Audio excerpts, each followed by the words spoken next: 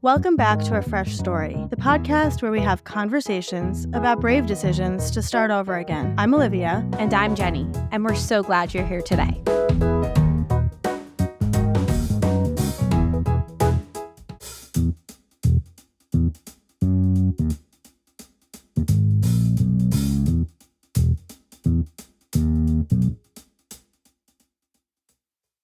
We are here today with two very special people in our life. Jenny, do you want to introduce who we're here with today?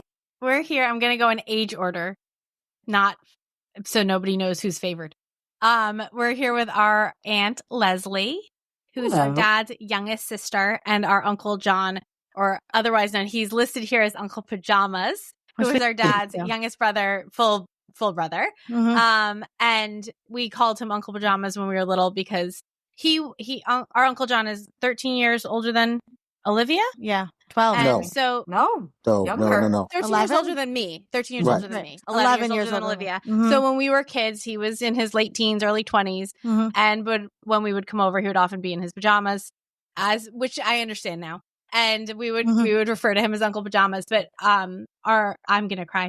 These are two very important people. It's not even 1 minute into the podcast. Very important people in our lives. Record, by the way. It's not who raised us a lot and who also heard us when other people didn't hear us. And continue to do so. Yeah. Continue to do so. So we are very excited to have them here talking about siblings because I think that they've done a lot of cool things as siblings, including like going to college together and surviving. So we have been doing the sibling series, recording the sibling series pretty almost for a year off and on when we can find siblings that we want to talk to. And so we wanted to take it in-house and talk to siblings within our own family. So I'm going to open this up. I would love for one of you to tell us about your family. Who are the members in your family? Let's start there. What's the structure of your family system that you grew up in? Leslie, you want to take us through that? I'll let Jon go first. Okay. And then I'll interrupt. Okay. That's fine. So, I mean, I have the least amount of years within the family as being the baby. But we are six. Well, from my perspective, we are six children. My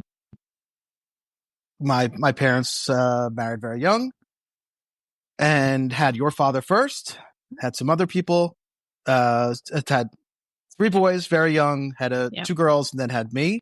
Our parents divorced when Leslie and I were young. Leslie and I are 2 years apart. So she's a little over 2 years older than me. So it's the same age difference as Olivia and I, which is interesting. Yeah. It's a pretty common age range in our family. So, Leslie and I had the least amount of time as far as being in a traditional family unit.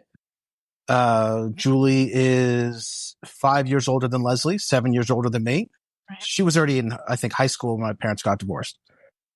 Our mother, your Nana, did get remarried and had another child who we can break into that later. But, again, from my perspective, I'm not really close to them. I never really considered the younger brother to be a half brother. It was my mother's child. It wasn't. We'll get into that. It wasn't a sibling because I know you guys have a different relationship with your half sibling. Yeah. Feel different. It's interesting. Yeah. I've never heard you say that before, and that's a very interesting perspective. And we can get into it of like what was done or wasn't done to make you feel like that. Whatever. Sure. I mean. Okay.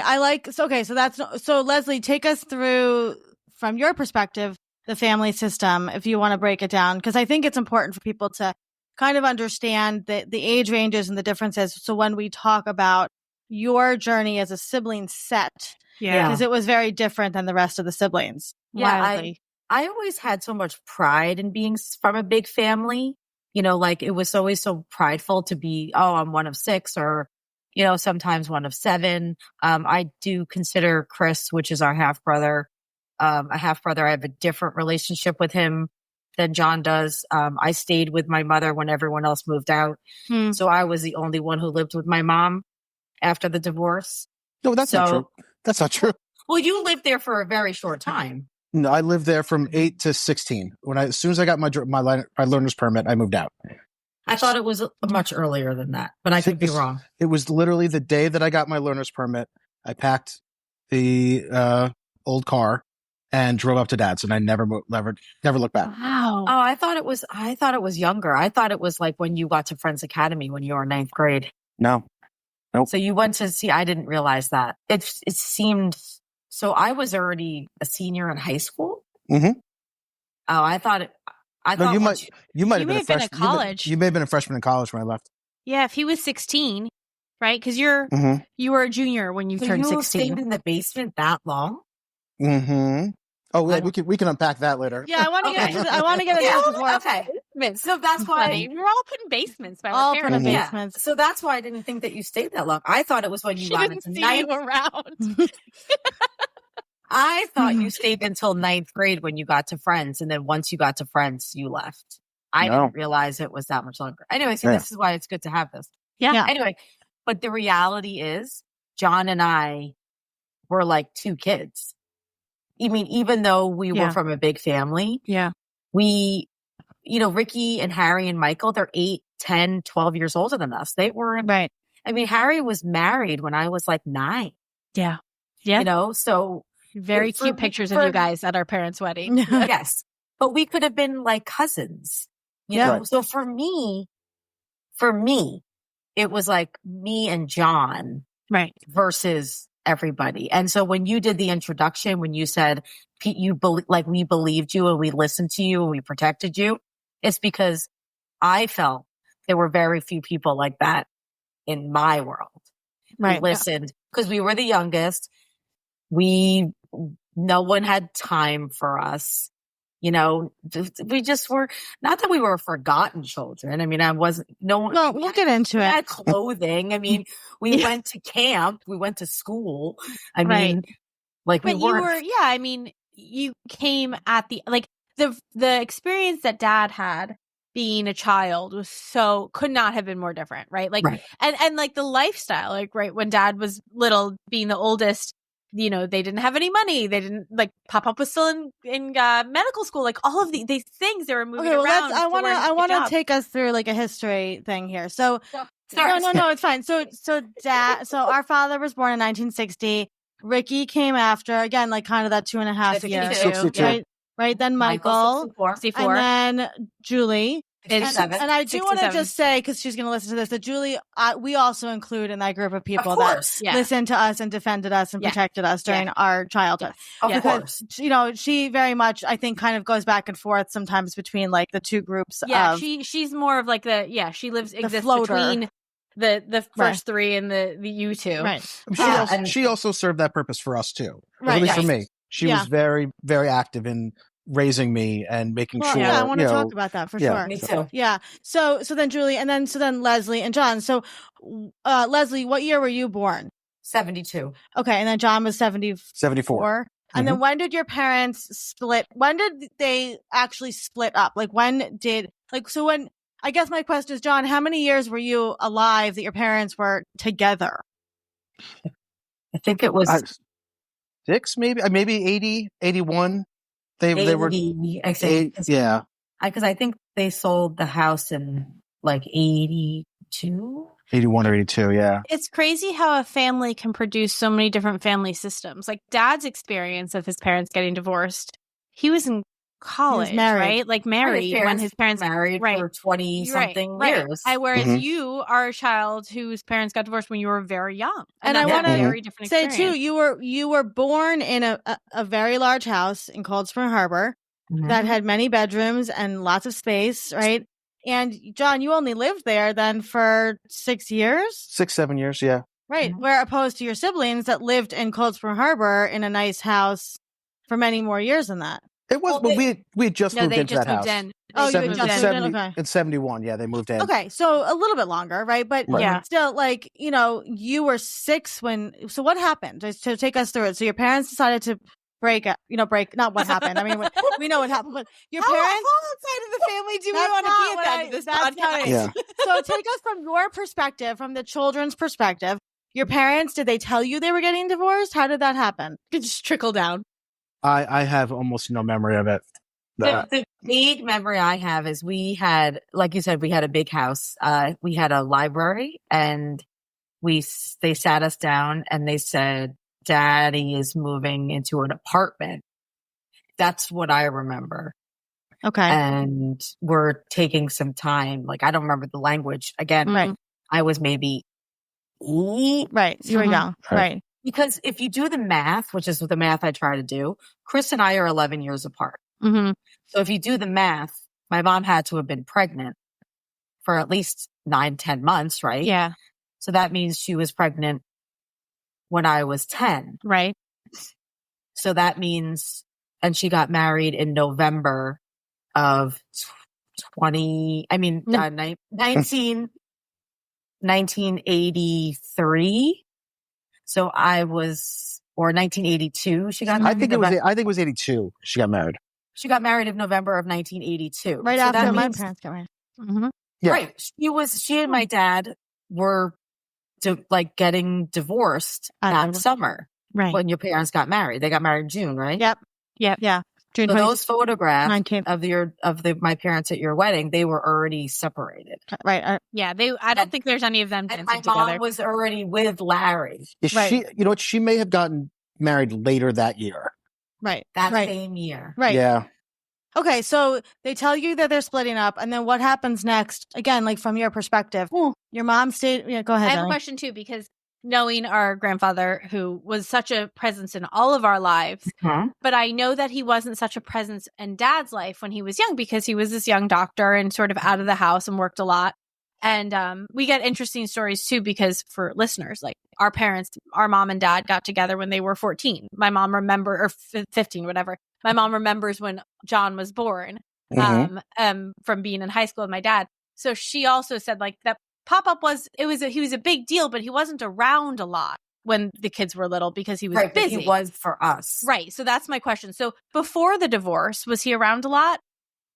Or is it really just after the divorce that because he was like the single parent? Okay, so I'm gonna just take over for 1 second. When we were growing up, or when I was a small child, we had a full-time nanny or a part-time nanny who really raised us. Okay, right. Her name was Mrs. Outwater. Jon and I called her Ia.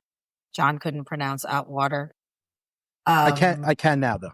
Can we hear you say it? Yeah. No.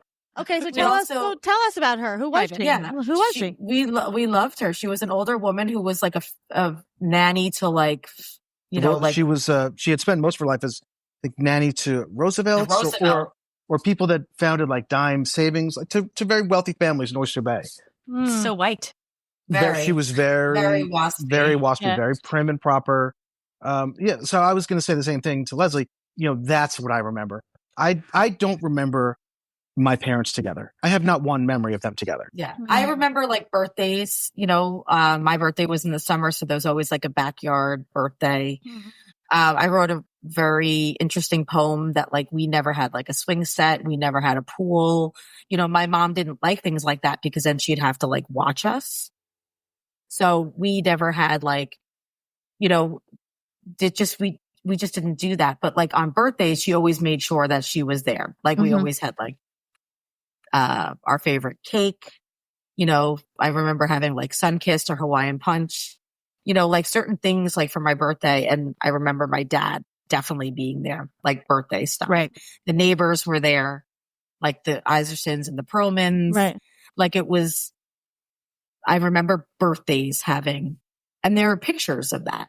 Like Trudy Iserson being there and things like that. So did Ia, she lived with you guys? She slept there? No, she was just like came in the morning, left at, early, late. Okay. How many years, your formative years, like from?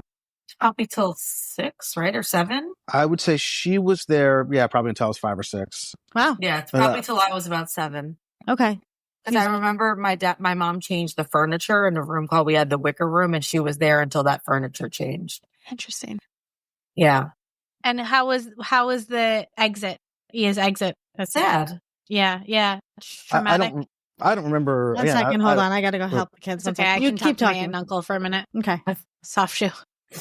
I don't remember anything about her exit, if it was acrimonious or anything. I remember going to visit her a few years later just to say hello to her, but I don't remember there being anything acrimonious. I think it was just kind of the kids were older. I was probably going into kindergarten, Right. and it was just time, that time I to not imagine have. Pop-Up said it's enough with the money. Like they're going to be in school all day. Like, what are you doing around here? Yeah. I mean, it became like an after school thing. And that's how I remember the furniture, because my mom changed the wicker furniture to like leather. And I remember having a snack after school, and she was still there because she would still give us our snack after school. And then it was pretty much after that, she wasn't there anymore. But I do remember, because I always had like stomach aches when I was a kid, but I do remember that my dad, he was there at night. I remember him smoking cigars. I remember him poker games. There was like this cabinet. I don't remember if you remember this cabinet, John, in the dining room. Yeah, of course. That Of course, had like the liquor bottles. little bottles that you would get like on planes. And John and I used to pretend, I don't know, we were pretending bar, I guess. And like my dad would be, playing poker or hanging out with friends, and they would be around the table, and they would set up like a coat rack, like to hang up people's coats. And that's when like people would wear like fur coats and like fancy jackets. And I would just remember like playing like with that. And those are the memories that I have of like my dad. It was never like, or he would be sitting in front of his TV in his room. Like he had like a small like closet that he could open right on the edge of his bed. And it had like a TV, and it had like his drawers. Like it was almost like Formica or wood, like built-ins. And when you open the cabinet, there was like a TV, and he had like his change and his wallet and like all his little valet stuff. And he would be like laying in front of that, like watching TV or watching the news at night, and we would all just kind of come and, I mean, at least what I remembered, like come and hang out in the bedroom or, when he was in there. But it was usually at night. Yeah. Usually at night. Yeah, that makes sense. That was like my memories of him until after the divorce. And then the memories change. He moves into the apartment. And then what happens? That's like when kind of joint custody, or not joint, but their custody arrangement started. So we would go see him. Yeah, where was the apartment? Woodbury, right at the top of Seaford Oyster Bay. Okay. Still there. Yeah, I know exactly what you mean. Okay, so Harry's married, Ricky's and Michael are adults. What happened with Julie? She was a teenager. So was she in the custody arrangement? She went to go live with my dad. She never lived with my mom. Got it. Okay. She stayed in the apartment. They weren't in the apartment that long, like a year and a half, 2 years maybe. Okay. And then they bought the That was pretty long for a 1-bedroom apartment. Oh yeah. No, it was memorable. I mean, I remember it. It was Julie wasn't like raised there, Yeah. They bought the new house in 83 or 84. Right. For your bat mitzvah. Well, before no, that was later. No, before that. Right. Yeah. He built the deck for your bat mitzvah. Right. He built the pool and the tennis court, So Julie went with your dad, and it was a 1-bedroom apartment. So where did she sleep? In the bedroom? I think on the couch. There was a fold-out couch. Okay. He had 2 pull-out couches that he had for a long time in the new house. Interesting how our dad sort of replicated the same situation.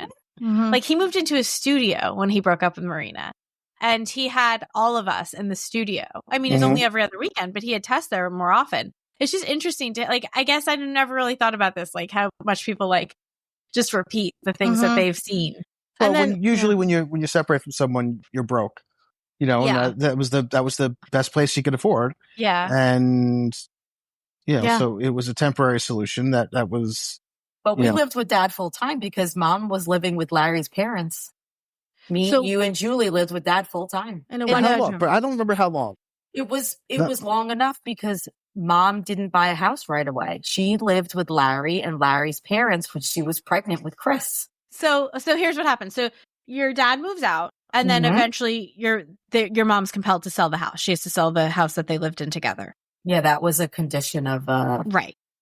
Right. So then she moves in with her fiance boyfriend's parents. Well, no, they got married. They were married by that point? I think my mom got married the day after the divorce was signed. Yeah.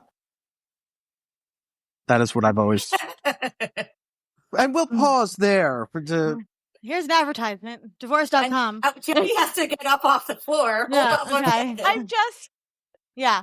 I Okay. always say to Thomas, I'm like, it is amazing. Like, I've never cheated on anyone. I would never cheat on anyone. It's kind of impressive considering where I come from. Yeah.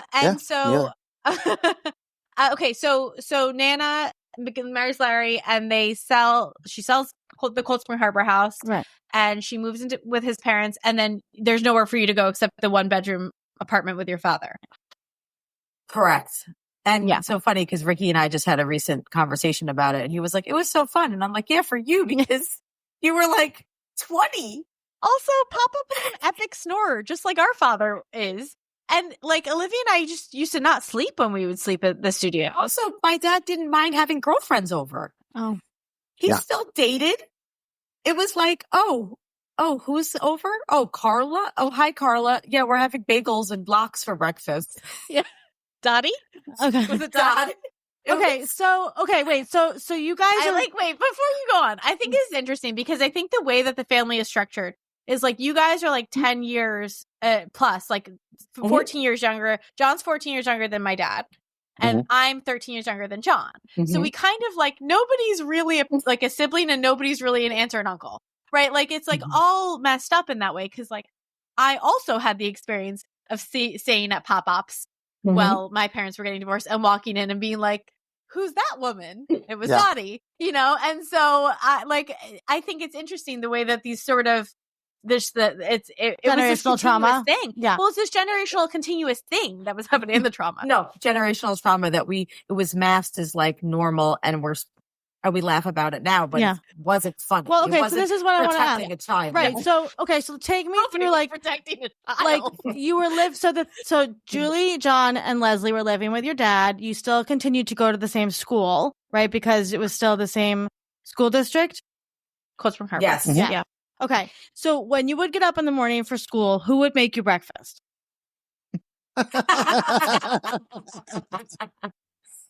Probably from the Cold Spring Harbor Deli. Okay. Yeah, Okay. How did you get to school? But see, here's the thing. I don't think it was that long that we were all in the apartment, because I don't remember ever going from the apartment to school. I always was on a bus. Right. So this is the thing. The apartment was mostly in the summer. Did go to camp from there. Okay. Yeah. But like who washed your clothes? Like who cleaned your clothes? Like who did laundry? No clue. No clue. Okay. You probably sent it out. There was laundry in there. There was laundry. There was like a little. By the way, washer. Julie. Probably. There was a little washer dryer in like a closet. No, and like, what did you guys do? Like, you guys were together all the time, right? Just the two of you were like latchkey kids, essentially, right? So, like, what did you do? Like, did you watch TV? We watched a ton of movies. We had HBO there because we had Cablevision because we were in Woodbury. We were the first people. We watched inappropriate movies. Such a Long Island sentence. Yes. Yep. We watched movies that we shouldn't have at our age. Yeah. You developed a common sense of humor and a common language is what happened. Yes, we watched David Letterman. We watched Stripes. We watched Caddyshack. Caddyshack. Porky's. Like, I've seen the Porky's trilogy, 1,000 times. Yep. Okay, now here's a question though. You for your early years were raised, like you said, in this big family with 6 kids, and then you're kind of essentially separated because your other siblings had other lives. What was that like? Did you notice that? Did you feel that? I did. Yeah. I don't know that I did. I mean, or that I noticed it. Like, because they were so much older than me. I remember, like, your father, I remember, only when he came home from college. Right. So he was more like a cousin or like a guest or, Uncle. Yeah. So it wasn't like it was that out of the ordinary for me, or I didn't miss everyone. It was, I don't know. Everything was just kind of like, it was what it was. Right. Your family was really, you don't know Leslie it's and supposed Julie. to be any other way. Yeah. Right. Yeah. Right. Okay. And then, so he's in the apartment and then he buys a house. And then what happens with the custody arrangement when he has his house and Lois has her house? It favored her. I mean, she had us during the week. he would have, I think, one night a week, like Tuesday nights. Wednesdays. Tuesday to Wednesday. Not Tuesday nights. That's his poker night. That's his poker night. Yeah, that's right. Right. It was like we went to dinner with him. Yeah, we went to dinner with him once a week. And then we had every other weekend with him. Okay. Right? Yeah, and then it turned into kind of like every weekend. Right. And then because he had a great house. They lived relatively close, like for readers, listeners. Like they lived relatively close. Same school district. Yeah. Okay. And so what was like their relationship like as co-parents? Did they talk to each other? Did they get along? Did they not get along? As far as I remember, they did not get along. My mother always was complaining about money, using us as a wedge, or not a wedge, but using us basically to ask for the money, which is a horrifying thing to do. Yeah. My father was very angry, and I think justifiably so. Yeah. I feel like they softened a little bit. I mean, my mom at some point, I feel, regretted it a little bit. Right before he died, he told us they were considering getting back together. So yeah, I don't know that was, but I don't know what that was all about. But I think that she did regret it somehow. I think that she saw what the life they could have had. I do think that she did regret it a little bit. My dad was angry up to the very end, more because he was still in love with her. And angry that what she did and what she, how he viewed her breaking up the family. Right. Because that's how he viewed it. Yeah. Yeah. Yeah. So what was the difference of the households like? You had your mom's house and then there was a new baby there. Right? And then you had your dad's house, which was a very different environment. So what was it like going back and forth between these two places? Well, for me, it's weird because my mother's house was more chaotic. Our stepfather is a unique person. And there was a baby and dealing with my mother and all the shit. It should have been much more hostile, like a hostile environment. Like it should have been much more that we preferred our fathers. But for me, I think because all my stuff was at my mother's, I was, my toys, and I had a TV in my room, and I had it was more like stuff, literally things I was comfortable with. Right. Yeah. I was more comfortable there. It wasn't until I was much older that Leslie kind of was like, my dad's house. She's like, we're going to set you up a little space here. And So it just Leslie? became like, remember, you got me a TV. You remember buying a TV? So we got like a TV for me and, I had a bed and I had, like a door I could close and it just became much more comfortable then. But originally, even though, I did not like my stepfather, I did not like my half brother, and my mother and I have a very interesting relationship. And I was forced to live in the basement because that was the room. It was either share a bedroom with my half brother or move into the bedroom in the basement. That was still for me more comfortable. It's weird. It's a weird. It was also physically closer to where you had grown up. It was like more. It was practically in the same neighborhood as where, like, it must have felt just closer to home than Pop-Up's house, which was beautiful, but like it's in the middle of nowhere, basically. Yeah, and it was definitely, that was part of it. Is that it was, he wasn't home all the time, so even if we were up there, he wasn't home. It felt very isolating. Yeah. This is unrelated, but I babysat for a family that lived at the end of Fiddler's Green in this gorgeous modern house with glass walls everywhere. And it was the creepiest thing at night. I was like, I don't want to be here. So I can imagine what it must have been like to be a kid alone in that house. Like, it was a big house. Yeah, it was weird. I mean, both had its ups and downs. Yeah. And then you two remained like on the same schedule though, so you guys would go back and forth together to the houses?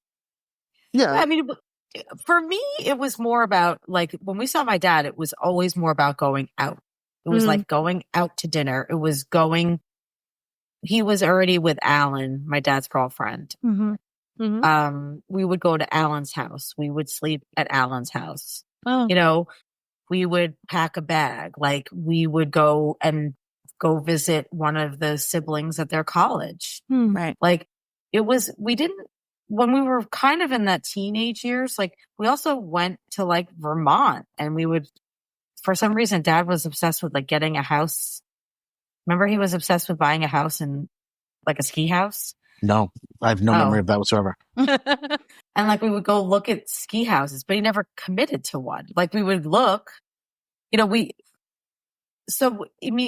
and then as soon as he finished the house for John, like around John's bar mitzvah, then it was like all the time at Dad's, like the tennis court, the pool, the deck, you know, and he just became, you know, and then it was just like bagels on the weekend. And then Ricky had a small baby, and then he would come out every weekend, and we were around, settled down with Beverly, and you guys were around. Well, I have a question though. Leslie is a parent, John's a parent, I'm a parent. We have raised kids, and Jenny basically raised mine. You know, like the age that you guys were, let's say 6 and 8, 7 and 10, you still need you still need a parent, like to do things, like even, you know, to cut your toenails or to like, John, what were you gonna say?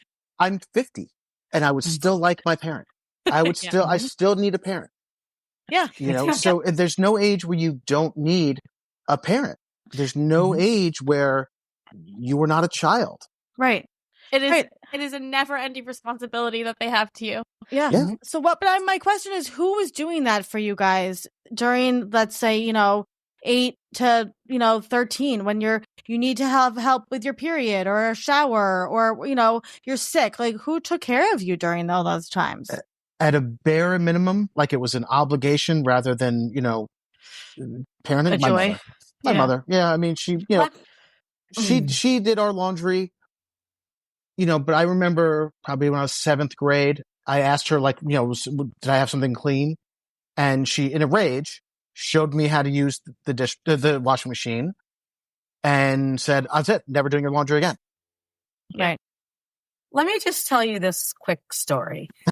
When I was about 12, 13, sorry, John, earmuffs. I got my period. John has 2 daughters. I think 2 daughters and a wife. I'm just kidding. And like 40 nieces. I don't know how many. I was at my dad's and I got my period, and we did sex education in like 4th or 5th grade. So it was way later than sex education. I'm a little bit of a tomboy, so I don't really remember my period. And I called my mom, scared, worried, you know, and I was crying, and she brought me like a thing of pads, and I was crying and scared. And she goes, "Well, if you really don't want to have your period, you have to become a marathon runner." Okay. Thank you for that. Thanks, Is that Mom. going to help today? Thanks, Mom. Which, by the way, that was kind of an insult too, because they were on you for your weight. Right. It's a weight comment. Yeah. It was a double-edged. It was a double insult. She didn't even offer anorexia as an option. Right. That was next. That was next. Yeah. Being a ballerina. I'm just saying, like, so many there was things. just there was no comfort. And then one of my friends told me that, like, their family, they would like celebrate it. And like, I guess it was Italian family. Yeah. Like, they celebrated. It's like, welcome to, you know, like it was like becoming a woman, and it was like generational. And I was just like, I don't even know what you're talking about. Like, this is so. Well, okay. And I'd like to say, Jewish, like, our mom didn't like go over the top with it. No. But she was like, oh, okay. Like, it was a fine thing. It was, you know, she was excited and happy about it. I tried to like prepare my child. Like, this is what is in your bag from this age, and just in case it happens. Right. And, okay. you know, so like, and so there was I think that gets to what John was saying. There was a level of care, but it wasn't really fully articulated with empathy and curiosity and warmth. Well, okay, that brings me to my put. Right. Very well put. So like this, like, and I genuinely don't know the answer to this. Who gave you comfort? Like, who hugged Each other. Each other. Yeah, John. Julie. Julie. You know, my dad, when he would see us, my dad was very affectionate. Very affectionate. Mm-hmm. Yeah. Yeah, he always called you Bub. He loved us. Cuddly. Very, very sweet. You know, I still look for affection. it's a little sad, Well, but Yes, but that. what do you wish that you had during your childhood that you didn't have? Oh, sure. We don't have that much time. I mean, just a couple things. Hundreds this high. Stack of hundreds. I don't know what comes to mind. What's like what? Besides, warmth, affection, consistency, those things. I wish, from a personal perspective, that my mother had pushed me more, or my parents had pushed me more into things. Mm-hmm. Made me stick through with things. I have no hobbies. Yeah. Basically for me, it was like, if I tried something once and didn't like it, my mother's like, great, well, I don't want to drive you. So, you don't have to keep doing it. Right. Yeah. Right. That was more about her. Yeah. That's more about, So I wish there'd been more encouragement and nurturing of our skills and hobbies. More things like that. Yeah, an introduction to other things rather than just, you have to be a doctor or a lawyer in order to be successful. But I don't know. I mean, of course you want a family unit, a family. I would have loved them. I mean, I know this sounds so silly, but I would have loved a more like active family together. Like, I love to go walking. I love to go physically hiking. active. Yeah. Yeah, I would have loved that, So you would have liked to become a marathon runner is what you're saying. No, not a marathon runner. But I would have liked a family that would have liked to go to the beach together. Yeah. And even we if do that together. Like when we've done that together when I lived there. And I see how much you like that. Yeah, I just enjoy it. And I just think because bond. We had such wonderful memories of the beach as children. Yeah. Well, I actually bring cold beverages and sunblock and an umbrella. Yeah. And a chair. And we had the pool and the at Pop-Up's house, we had the pool and the tennis court. And that was, a place that we could be together and be active together. And and I loved it. You did. And I loved it. Did you know other families that were divorced? Almost none. Yeah. None. No. It was not many. Yeah, it was not easy. It was weird. And my parents for us were older. Right. And then my parents are older, and then my mother starts bringing, everywhere she goes, she starts bringing along a newborn child who is precocious and doesn't follow rules and then would bring her husband, who was kindly, he was not Cold Spring Harbor material. Right. And younger Cold than Spring her. Harbor is a very Tony sort of waspy place. Like, it's just so for people that don't understand, like it was unusual to even be Jewish in that town at that time. Oh, yeah. Very. Yeah. I mean, I think it's important to note, like, you guys were already like sitting on the edges of society and it just pushed you and which is, again, the same experience Olivia and I had. Like, and very interesting the way it just recreated itself. What else would you like people to know about your relationship as siblings, or what you guys went through and how it impacted your relationship now as adult siblings? So siblings is interesting. So I model a lot of my sibling. Well, we grew up with, our father was very close to his sisters. Our father had two older sisters who he adored, who he took care of, who, he spoke to multiple times a week. And so he was the youngest. It was two sisters and then him. So that was very similar to what I had. I had two older sisters who were very doting on me, protective of me, cared about me. So it was great. It was a fantastic way to grow up. And then now that I have three children, two girls and a boy, I try to impress upon them that your sibling will always be there. Yeah. You have to be nice to your sibling. You have to care for your sibling. Too many people have issues with their siblings. They don't speak to their siblings. That to me sucks. I cannot even imagine that. Yeah. Right? Because at the end of the day, if, I'm having trouble at work, I'm having trouble with my marriage, I'm having trouble with my kids, my friends, whatever it is, I have two people, my sisters who I can always call. Right. And oftentimes we'll do a, three-way call and, Yeah. so it's, having siblings for me was a lifesaver. It was the, it was what got us through. Well, Yeah. I have a question for both of you, and I want to talk about your college years for a couple minutes, but I want to ask this question first. You both have kids, and you both are married to your children's parents.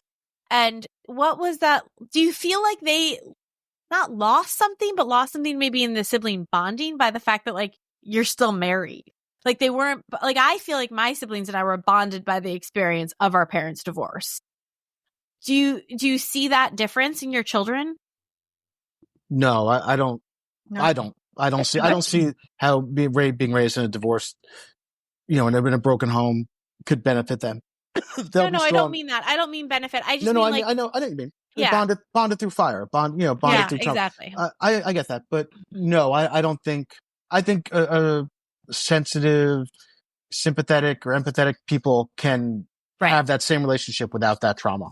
Right. I think that's fair. I think that's a very fair point. Yeah. Two things. I just want to also point out that going back to the sibling thing, I am also a very, very extremely close to Harry, your father. Yep. He has been, ever since I'm probably about 22, 23 years old, very, very bonded to him. Wonderful, amazing. Ricky and I have gotten very, very close. I mean, he keeps everybody at arm's length. So sorry, Rick, but he's wonderful and very, very funny, super sarcastic. He loves all his nieces and nephews, and he's a wonderful sibling. Michael lives in Michigan. He's not as in the inner circle as the rest of the siblings, but he does care and love everybody. But I have to say that as siblings go, it definitely hit the jackpot because, sometimes when you lose a parent, siblings can, they can dissipate, they can lose that center, that core. And I feel like we have group chats together. We FaceTime, we talk. Julie and I and Jon met up last Sunday. And Melanie came and we went shopping. We had coffee together. Yeah. I love my siblings and I don't know where I would be if I didn't have them. And I don't know where I would be if I didn't have my siblings' children. I've become a better person because of you guys. Oh. And so I just want to say that. No, we appreciate that. You say that. But I also want to say, I want to recognize that because doggy life we've established because Harry, Ricky, and Michael and Julie aren't here to represent themselves, and maybe they will come on. But I just want them to know, Harry and I have been on many vacations together. He has impacted my life immensely. He did take on a role that maybe he didn't ask for. Being a little bit of a patriarch of the family. We all rely on him immensely. You're referring to the fact that our grandfather died young. He died at 64. Yeah. Yeah, 65. he died in 2003. So he, so Harry and Ricky and Michael and Julie have, for at least me, and I know for Jon, have been not only funny, but kind and caring and loving and silly. And maybe not enough hugs for me, but they have done an amazing job of keeping this fammy together. Yeah, so I would say even like come in for brushing the hair. Well, oh yeah, I pay anybody. Also, I pay anybody to brush my hair. Okay. I would say too, like I think we always grew up in the family system, even though we didn't maybe see certain uncles or aunts or we weren't that close to them. We know that we could go to any single one of them, right, for support. I mean, I remember literally right after, my marriage was over and Jon's wife was like, "Are you okay?" And Ricky came to read to my boys and it's just like, it's definitely there's a certain level of, as much as whatever trauma there's a certain level of loyalty and, I think compassion that has been generational. Well, I think again, what was interesting is I reference this when our parents got divorced, my dad moved in with his dad, and Leslie was living there. It was kind of an in and out, right? People were there and then they weren't there and they were staying there. So there was times when we were basically living with Jon, and there were times when we were Julie. living with Julie, and there were times when we were living with Leslie. And there were like, I think I mentioned this, but like, you guys had like, and still have, but like this beautiful friend group together too. And like, I think in a time when like we felt really like lost in the world, we got to hang out with like these people that were like 13 years older than us, and like watch you hang out, and like everybody was so nice and respectful. And they weren't like, what's this 8-year-old doing hanging around? They were like, put her up on the counter and let's talk. Like, I'm going to drink a beer. Like, somebody's smoking a cigarette. Like, and we just got to sort of like hang out with the adults, and they were like cool college age adults. And it was really a fascinating experience to have, Well, I think. I wonder if it was healing at all. And I just like, this just dawned on me, because when our parents were going through their divorce, you guys were in your like early 20s, late teens. And was it like, did you feel like you could help in a way that maybe you couldn't have helped otherwise because you had been through it yourselves? I definitely had sympathy. I mean, I definitely, or empathy. I can never remember which one it is, but yeah, I definitely knew that, like, it sucked. Yeah. So, we were not going to ever try to be, excluding or anything like that. No, we definitely went through similar experiences.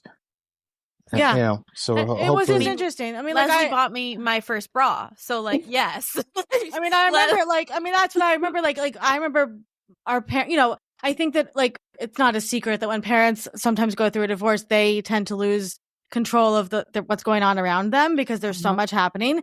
And there was, again, like, who's washing our clothes? I remember very distinctly, like, having a field trip and not having the right clothes. And Julie was there to like get me clothes. Right. And so like, I think that we talk about like, the multi-generational like families and how it's so important to like stay close, but it's for really practical reasons too. Like, we really didn't have parents that were necessarily paying attention to every little detail at the time, and they needed to have extra people around to make sure that we were like functioning as a family unit. Well, I was thinking recently about how when we had joint custody, our parents had joint custody, and we spent equal time at each parent's house. And the person that was with our dad, and our dad decided that they were going to have very different standards than what happened at our mom's house, like chore wise. And the way that was presented to us was not with empathy and was not with warmth. It was presented in a very like, you're going to do this kind of way. Yeah, dictatorship. Cinderella. And then a shock that it didn't work. A shock that we were like, upset. And I was like, I was thinking about the first time I washed a vegetable, and I literally can't remember if this is Olivia or I. We were in Pop-Up's kitchen, and it was either, I think it was Julie, or it could have been you, Leslie, but I think it was Julie. We were cooking, and somebody said to Olivia or I, like, wash this pepper. And they looked over and they go, are you using soap? And we were like, I don't know. and we, like, all of the things, so many things that I learned about keeping a house and cooking and taking care of myself, I learned from my aunts. Like, and I was like, isn't it funny how when they came to us and they were like, hey, like, you kind of need deodorant. Like, it wasn't like a shock. It was more like, oh, okay.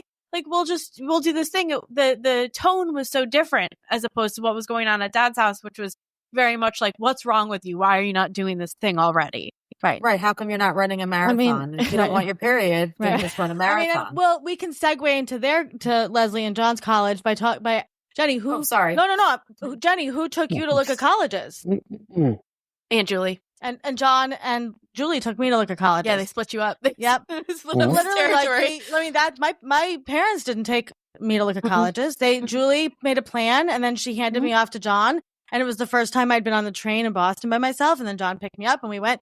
And we stayed all over with different people. And it was like, I'll never forget that. But, it's like, again, I guess my parents just were like, okay, here, you guys take care of this. And Mom listens to this podcast. I'm terrified. Wait, but that being said, Jenny does. Sorry, Liz. Mom had 2 other kids at home too, but Jenny does the science fair with my kids, even from abroad, right? There are things that aunts and uncles can do. And it's really, really important to have these people in your life. Absolutely. Because, So tell us about, okay, Leslie, you went to college first. So where did you start off at college?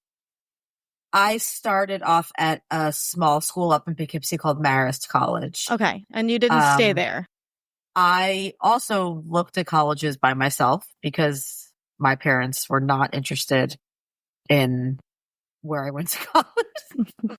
So I started off there and I went there for 2 years and I knew it was not the right place for me. And I called home. I was there for my junior year, my first night of my junior year. And I called home crying and I called my dad and I said, I don't think this is the right place for me. And he said, I'll see you in 2 hours. And I packed up my stuff and I went home. And I took a semester off and I transferred to Boston University. Okay. And who was just starting at Boston University? Not John. Not me. Not John, because he was at Michigan. Right. I forgot. So John, she transferred to BU that semester off. Right. That was my first semester at Michigan. Right. So how long did you stay at Michigan? 2 years. Wow, you guys have the same trajectory. And you both hated the cold. Boston was cold. Michigan was just far. Yeah. It was very far away. And honestly, BU had 2 of my best friends or 3 of my best friends from high school. Right. My sister was there. Right. My other sister was in Cambridge, at Harvard, grad school. Mm-hmm. And it was a short drive from home. Right. So Michigan's far. And by the way, BU was the place I had originally wanted to go. It was the place after my first semester at Michigan, when I wanted to leave, I applied to and got in. Oh. So BU was always like waiting there for me. Yeah. Why did you stay at Michigan? I was dating someone. Girl. Girl. I thought she was so cool. I thought she was so cool too. So she was very cute. Yeah. She was very sweet. We actually still talk every once in a while. Yeah. She's married, lives in Minnesota. She's very happy. Yeah, that makes sense. That makes sense. You know what? She's a great person. And, that college boyfriend, I talked to Peter today, so it's his birthday. It's always, yeah. So then what was it like being in the same college for a while? Fun. That's great. I mean, it was great. Like having Leslie around. Julie was not as around as much, but she was dating my roommate, but I didn't know that. Yeah. She came to a party and then never left. Wait, who does she date? Vito, my roommate Vito. Hey, I didn't know they dated. Yeah. Oh yeah, they did for a while. Anyway, but Leslie and I was great. Leslie and I actually, I think our rooms were close. When I got there, I was on Buswell, or you were on Buswell. Yeah, we were both on Buswell. Oh, that's so funny. And we had a very similar friend group. Yeah. I had a lot of my friends from high school were there, and kind of I kind of melded into that friend group. But she had already been with those people for a year and a half while I was at Michigan, and so it was great. It was because when I got there, Jeff was already there. Yeah. So I became, because I love Jeff. Right. And so I became friends with Jeff, and then I became friends with Jeff's friends. But I also had my own friend group.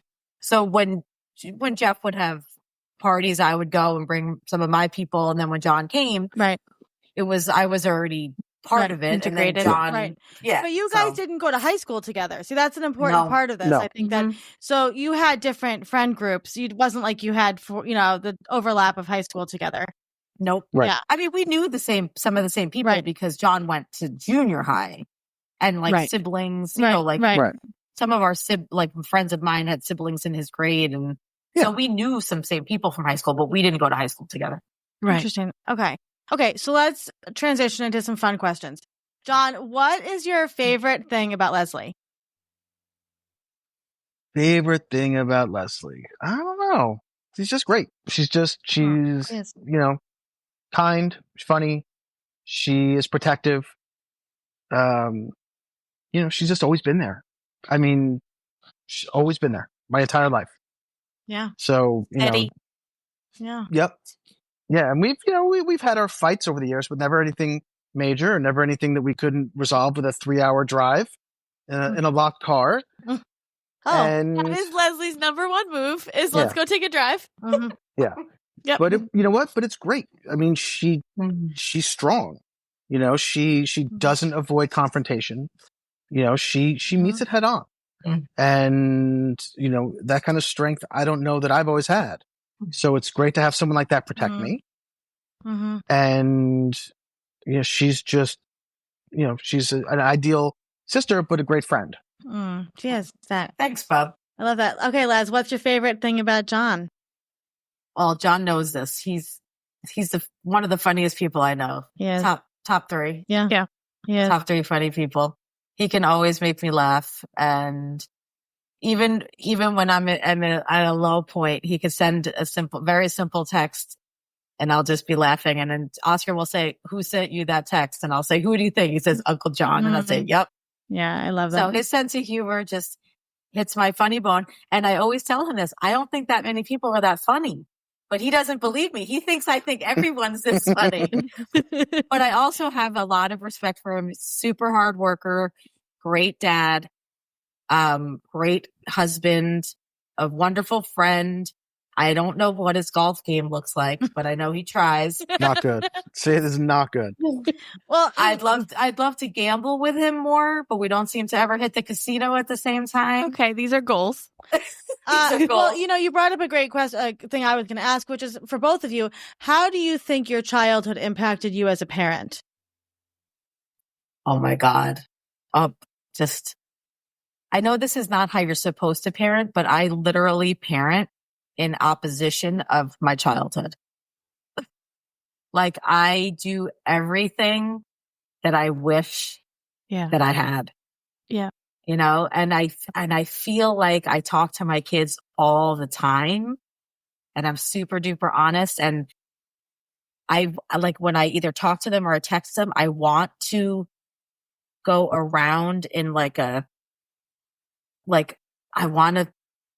my instinct is to just be like, oh, let me go around this and let me tiptoe. And then I'm going, no, I have to just be straight, and I have to be honest, and I have to say what I really mean.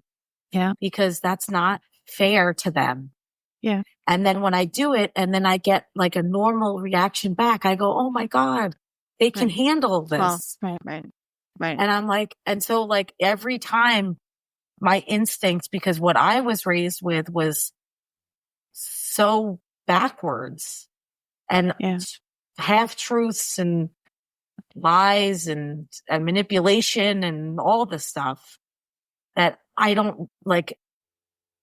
So I know I'm not making a ton of sense right now, but what I'm trying to say is that I try to be very honest with my kids. I love them. I have made some errors.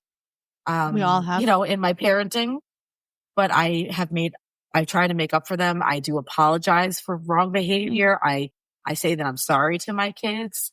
I love them. I support them. I took them to every single college that they looked at. I tried to do things that I wasn't given. I tried to make their home and their life safe and protected and supported. And I teach them about money, and I teach them about life skills that I don't think that I had. Yeah. Yeah. So, and I made sure to marry a woman who would do all those things. Well, that was a smart move. We both know that. We all know that that's bullshit. We know that you're a very involved dad. I am, but as far as parenting, I knew that marrying the right person is a really important thing. Yeah. And, my wife is, she is so much of what I needed as a kid. Yeah. She is an amazing mother. She is, she is affectionate. She is supportive. She's hard on my kids in the best way. She demands they perform. Yeah. She demands they do what they are capable of. And, I see my kids, I try to help her as much as I can, and I try to, be the best dad I can. But marrying well was what I tried to do to fix some of my generational trauma. Yeah. Heart. Well, and all of your kids, all 5 of the kids between you guys are involved. They do things. They do extracurriculars. And I'm always fascinated by it because they're all really musical. And I'm not musical. And I'm like, I don't really understand how these people are my cousins and they're so talented in this way because like we share DNA. But I think that's like that was something you said, Jon, that you wish your parents had like put you in more things and pushed you to do more things and made you stay and stuff like that. And like you and Shelley have done that for your kids, and Leslie and Jon have done that for their kids. And it's really cool to see. Yeah, I mean, my eldest child is kind of a musical prodigy a little bit. I mean, she's just, she has perfect pitch. She plays 19 instruments. She's she can sing opera. Like, amazing. She writes music. She's amazing. Mm-hmm. And, but I don't know that she would have been there if, I was sitting with her when she was 18 months old, sitting with her with a little plastic piano, and I just poked out Beethoven's Ode to Joy, da da da da da da da da da da da da da, and at 18 months she played it back. Wow, that's really creepy and amazing. And I said, I did it again, and she did it back again. Oh my god! And I said, okay, we need to get her music lessons. Yeah. Like, this is something pretty unique. Whereas, when I was 18 months, who knows? I was probably with the governess, with Mrs. Atwater, and I think that those things may have been overlooked. I think that, as well off as we're doing and as, successful as we all are, I think we could have been world changers, with the right support and the right, guidance. Yeah. Yeah. What do you do for both of you to heal and be kind to that inner child that didn't get that love? Lexapro. Well, it's like I medicate. I don't know. It's a good question. Just curious. I work on it a lot. That inner child is still hurt. Yeah. It's still hurt. It's like the what could have been is still there. Yeah. And I know that at some point you have to let that go, but I'm not ready because I still feel like even, I'm still kind of young, so I still have time to explore things, but therapy, listening to a lot of books, listening to podcasts, movies. You write poetry and you paint. Right. Your painting's right behind me. Like you do a lot of things to express yourself. Yeah. It's I do. It's still not reaching the inner child. It's getting closer, but it hasn't 100% quelled it. Yeah. I think for me, I stood up for my inner child, and I we can talk about this now or not. I cut out the person who was, to me, the biggest, the most harmful person in my life. Yeah. I haven't spoken to my mother in 3.5 years. I will see her in a few weeks, which is going to be awkward, but it's okay. You can hang out. You can protect me. If I don't know if I should be around right now.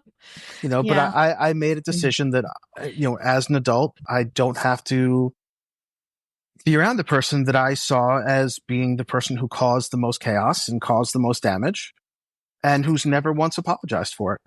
Yeah, I was going to ask about that apology, because Leslie, you mentioned that a few times, is that you apologized to your kids, and I'm assuming Jon has once or twice apologized. I have apologized. I was going to say, lose my temper. And I do too, and I think that that's something that's almost that is healing to our inner children, to know that we can create these new generational bonds, right, with our children, and help them grow in a way. I mean, I totally resonate with everything you're saying, like from a parental standpoint also. This is for Jon. Jon, if you could give Leslie anything that she would want in the world, what would be something that you would give her? I know my sister, about $20 million. Because they say money doesn't buy happiness. Money does. They are wrong. Yeah, I love it. Yeah. Leslie, what about you? What would Jon want? Anything in the world? Two things. I would give him a Mets World Series championship this year. And I would give him the success and the accolades that he deserves for the hard work that he puts in, but also with a big paycheck. Yeah, at least 10 million. Half of what you have. Money. We all just want money. Yeah, it's money, but it's with the ease. deserved is with the deserved, you know, sometimes when you work hard and you're a good person, you don't always get the respect. And sometimes when you see people succeed that don't deserve it, it really hurts. And right now he's in a very good place, and he's in a place that he really likes, and they seem to be respecting him. But I know in his lifetime, he's worked at places that people have moved up and they're horrible people. So sometimes good people deserve more than what they get. And I that's what I would want for him. Thanks, Bob. That a good person gets ahead. I love that. Okay. And Mets. And Mets. Mets. Okay. And Mets. Well, even though we're Yankee fans. Okay, let's end on Very generous. let's end on a happy note. So, Of course. okay, so Jon, if Leslie could eat one meal and that was like her favorite meal, what would be the favorite meal she would eat? I'm gonna say pizza, but also Greek salad from the Med, and I don't know some bagels. New York staples. Yeah. Yeah. Leslie, what about Jon? Pizza was number one. You got it. I'm gonna go with Jon. He loves his dumplings. He loves sushi. Yeah. Honestly, it's meals from places where we went with my dad. Yeah. Like Hunam, the Med, Piccolo. Yeah. A meal from many of those places. Leslie and I, I'm going to end on a bittersweet note. I came back to Long Island about 2 years ago to go to a funeral for my oldest friend. And Leslie was there with me the whole day.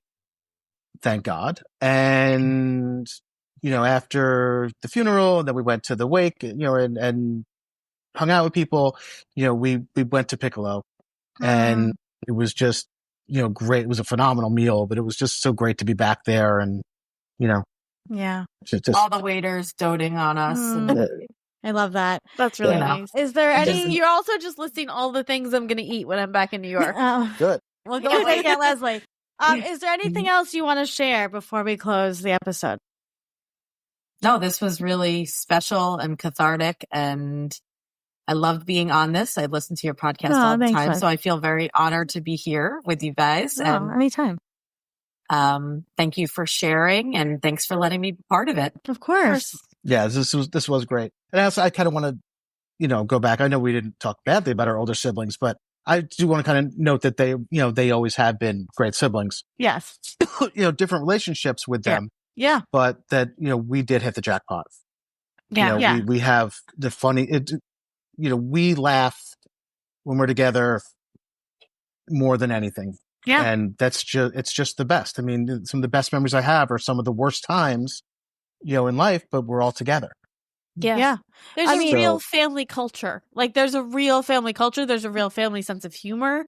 There's like a real, I don't know. It just feels like very strong and like it exists. And that was created by the six of you. Mm-hmm. I mean, I think, Jon, you made a really good point with your own kids. And I do this with my boys too, where it's like siblings come first, right? That is the relationship that you have to cultivate and focus on. And I know, Leslie does it too. And that did come from you guys. And I think that the Dreizen family is a brand, right? You guys are known. When people say oh, you're a Dreizen, that means something, right? There's something there. And so no matter kind of what the situation was, where you guys lived, who was taking care of who, there was still that bond that was happening between all of you. And there still is. And, we didn't even mention you guys lost a sister-in-law, you went through a lot of stuff. There was, things that have happened, big things, and Jon, you were pretty young when Pop died, right? I mean, as a young guy. Yeah, Just started dating Shelly. Right. And so you guys went through a lot together, and, I can't think of one time that the siblings were not speaking to each other or, had issues with each other. No matter what, it kind of always goes back to the six of you. Mm-hmm. Definitely. Yeah. Definitely. Well, we appreciate you guys being honest and vulnerable and sharing. And we'll be hiding in a hole so nobody comes to attack us after this episode. Yeah, maybe you can release this at a really opportune moment. I'm just going to quietly release it. But thank you both for being here. Thank you. Love you guys. Love you guys. Stay on. Don't go anywhere.